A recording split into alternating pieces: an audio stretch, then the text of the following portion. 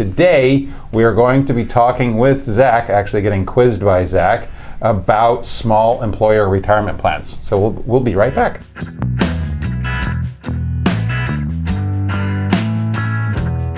So what we're going to do this time, I don't even know if you've seen any of the questions or comments, because I kind of like when I'm surprised. Yes. So, Zach has got some really good questions that he is going to be asking us. I remember some of them, so I don't have that much of an advantage, all right? Okay. And we are going to answer them, and our purpose is to try to help a plan sponsor figure out what kind of plan they should have, right? Yep. Zach, question number 1. All right, how many different retirement plans are there, and can you give a brief description of each one? Oh, wow. Okay, Catherine, you start. Yeah. Okay, so the most common in the small plan area, there's 401k plans, there's SEPs, there's Simples, 403B, 457. So you listed a couple that fall into the category of defined contribution plans. All right, those are 401k, 403b, 457.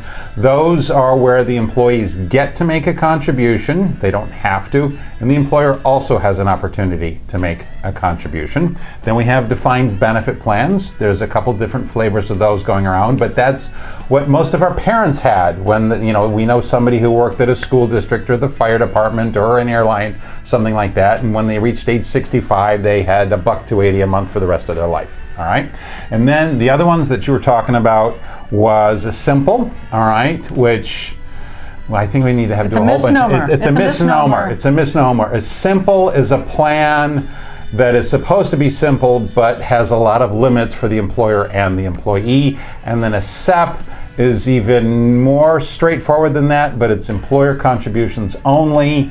And I think of it as a Three Musketeers plan, because what you do for one of the partners, you have to do for the other partner.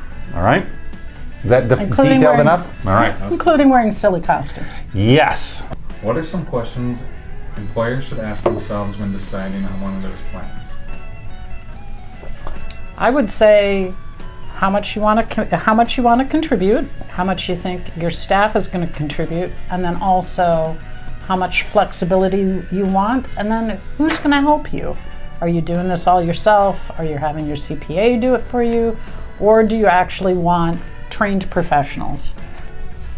I'm sorry, I wasn't playing poker very well there. Not saying CPAs aren't trained professionals. I'm just saying there is a certain amount of, if you do want to save money long term, you want it to be there a long time, hire a professional. Yes.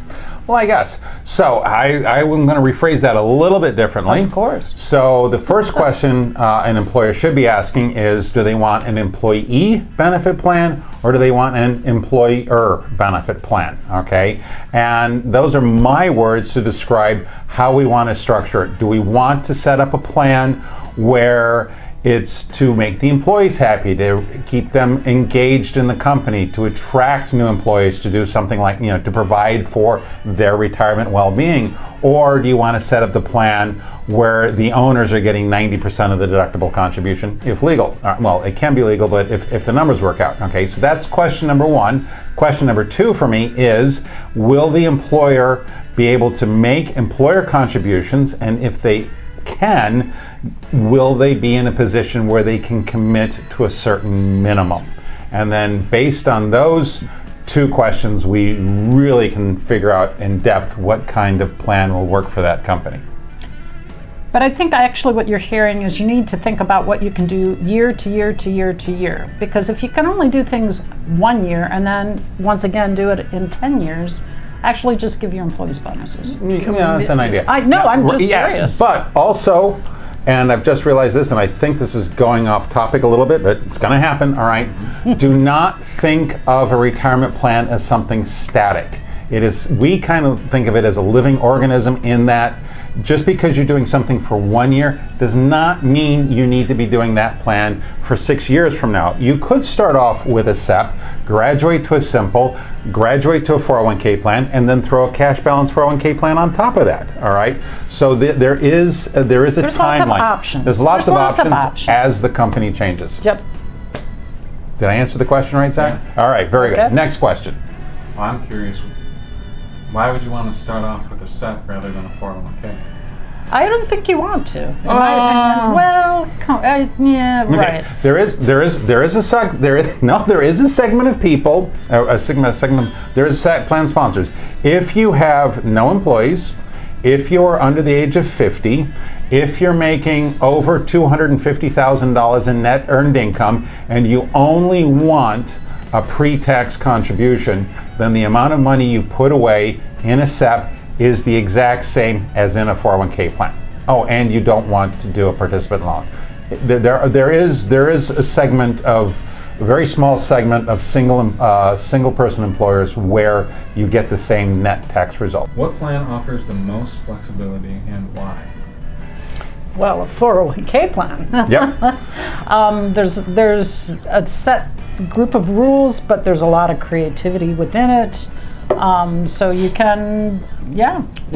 It's like 124 crayons to play with. Or more. That's what Christopher likes. Yes. So a SEP is employer contribution only. It's like 2 crayons. 2 crayons. Yeah. And, well, it's 2 crayons taped together because it's employer contributions only, and each recipient needs to get the same percentage contribution. And if you break your crayons, it's really hard to, it's not easy to fix. That's no fun. Okay. A simple, you've got limited contributions, you've got no Roth option, and an employer has to make an employer contribution.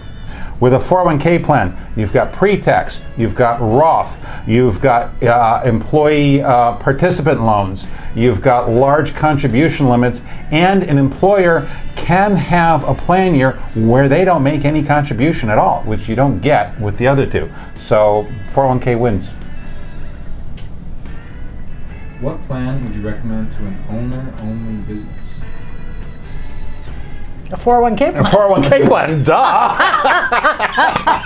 I mean, okay. So really, but there's parts to that question, meaning how much do you want to put away, right? Right. Okay. And are you trying to be creative, though, in terms of the investments? Scary, though. Yeah, we're not going to go down that road. But the thing is, your other options are what? Like IRAs, which Right. you can only put so much in, and if you make a certain amount of money, you actually can't put anything in. You've got more flexibility with the 401k because of the Roth and the participant loan than you do a SEP, and a 401k plays better with a cash balance plan than a SEP does. Last question. How can working with a TPA help throughout this process?